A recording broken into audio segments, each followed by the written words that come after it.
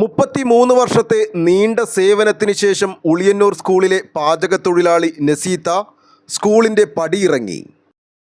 Uliyannoor government LP സ്കൂളിൽ 33 വർഷക്കാലം കുഞ്ഞുമക്കൾക്ക് രുചിയൂറും അന്നമൊരുക്കിയിരുന്ന ഉളിയന്നൂർ സ്കൂളിലെ പ്രിയ നസീത്ത ജോലിയിൽ നിന്നും വിരമിച്ചു.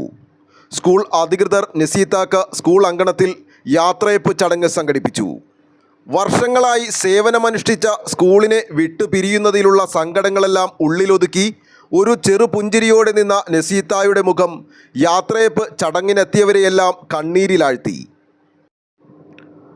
യാത്രയപ്പ് യോഗത്തിൽ പ്രധാന അധ്യാപിക Senobi teacher, member Siyad Parambathodath, PTA president Siddique Karakkadan, SMC chairman Siraj, MPTA president Rahada, PTA, MPTA, SMC അംഗങ്ങളും അധ്യാപകരും ഉൾപ്പെടെയുള്ളവർ പങ്കെടുത്തു. യോഗത്തിൽ എല്ലാവരും നസീത്തായ്ക്ക് വിശ്രമ ജീവിതത്തിൻ്റെ എല്ലാവിധ ഭാവുകങ്ങൾ നേരുകയും ചെയ്തു.